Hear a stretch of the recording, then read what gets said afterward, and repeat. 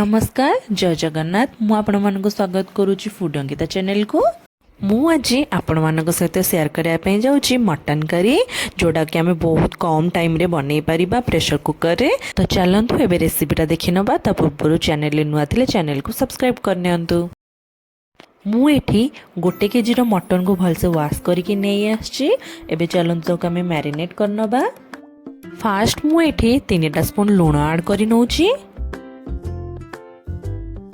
ता सहित गोटे स्पून हलदी, गोटे स्पून ऐड करुच्ची एठी काश्मीर चिली पाउडर। आपण लंका गुंड भी ऐड कर परिबे ता बदल रे। गरम मसला गोटे चमच मटन मसला, सोरिष तेल नहीं नेबे गोटे चमच, दही गोटे रु 1.5 चमच।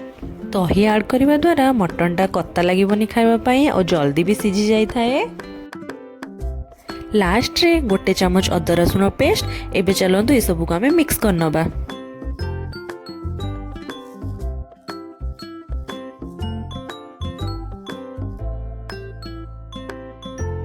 एबे ये सब को आम अध घंटा घोड़ी की रखीदबा। ता भितर चलतु मसला प्रिपेयर करनबा। मु एठी प्रेशर कुकर रे बनौची। आपण चाहिले कड़ाई रे भी बनै परिबे, बट कड़ाई रे यूजुअली टिके अधिक टाइम लागि थाए। एबे चलतु एथिरे आम ऑयल ऐड करनबा। मु अधिक ऑयल ऐड करूनी, मुझे 3 रु 4 चमच ऑयल ऐड करछे। देखंतु मुझे आपको देखै नउची। ऑयल एठी हमर बहुत भल से गरम हे गलानी। एबे चलंतु हम एथिरे गोटा गरम मसला सब ऐड करनबा।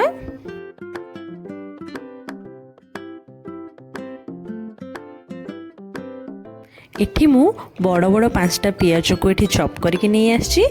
एबे चलंतु को हमें भल से फ्राई करनबा। एठी मु आ 2 चमच लूण ऐड करि नउछि। मैरिनेशन टाइम रे भी हमें ऐड करथिले, तो सेटा को देखि कि आपण ऐड करिवे। याकू एबे कवर करके भल से फ्राई करि नबा। 8 रु 10 मिनिट एठी हे जाइछि। पियाजटा देखो हमर भल से फ्राई भी हे जाइछि। एबे हमें काटी रखिथो टमाटो को एथरे ऐड करनबा। एठी मु 2टा टमाटो को चॉप करि नेथिली, एटा को ऐड कर नउछि। अदा रसुण को मुझे छेचिकी नहीं जमती भोजी आम यूज करते से भली। आपण चाहिए आपको ग्राइंड भी करके नहीं पारे, बट छेचा अदा रसुण टेस्ट बहुत भल आसी थाए तरकारी रे। ता सहित मार्केट रे मिलुथिबा अदा रसुण पाउच पेस्ट मुझे ऐड करुच्ची। एटा आपण थरे यूज करके देखंतु आ टेस्ट बहुत बढ़िया आसी थाए मटन रे। मुझे 2टा चमच यूज करुच्ची। एबे सबू ड्राई मसला एथरे ऐड करि नबा। फास्ट मुझे ऐड करछि काश्मीर चिली, धनिया पाउडर, जीरा पाउडर, मटन मसला, गरम मसला, कसूरी मेथी।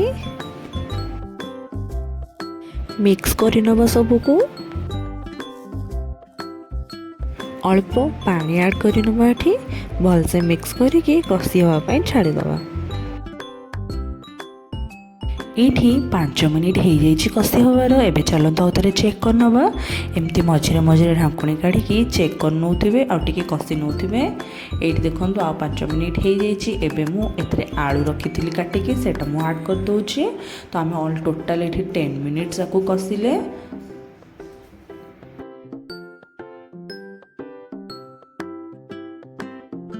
एबे एठी आलू सहित आमे मटन टा को भी ऐड करि नबा।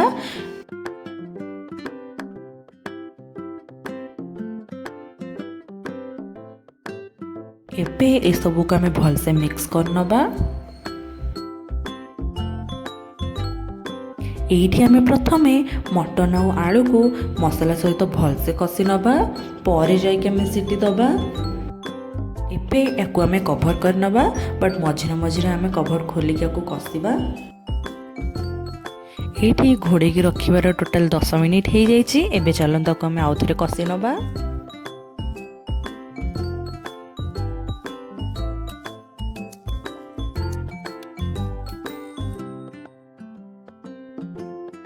एबे ए सब को आमे आउथरे कवर कर नबा 10 मिनिट पई।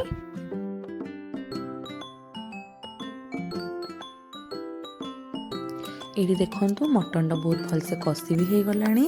एबे चलंतु एथिरे आमे गरम पानी ऐड करदबा। मु एठी टोटल को 20 मिनिट कषि नेइची। तरकारी कषिला बेले सब बेले गरम पानी देबे, कंचा पानी देबेनी। टेस्ट बहुत बढ़िया आसे गरम पानी देले। आपन को जेतिकी पानी दरकार सेतिकी आपन नै नेबे। यूजुअली मटनटा टिके ग्रेवी हेले भल लागि थाए।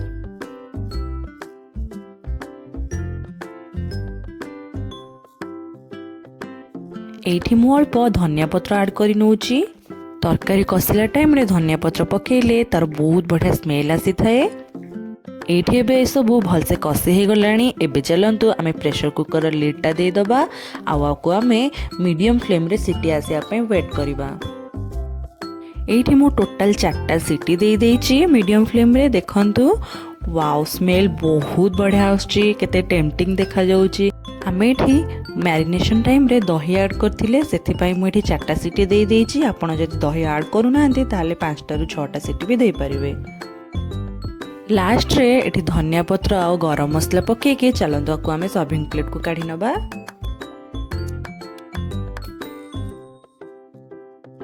मटन आमर एठी रेडी ही जाइछि। आपण मानको रेसिपीटा केमती लागिला कमेंट सेक्शन में जणांतु। ता पूर्व चैनल को सब्सक्राइब करनियंतु। डेली अपडेट पाई बेल आइकन ने प्रेस करनियंतु। उषुना भात सालाड और पांपड़ सहित मु पूरा मील सर्व करनी। आपण माने घरेटा निश्चिंत ट्राए करंतु। मु रहिली टाटा एंजॉय।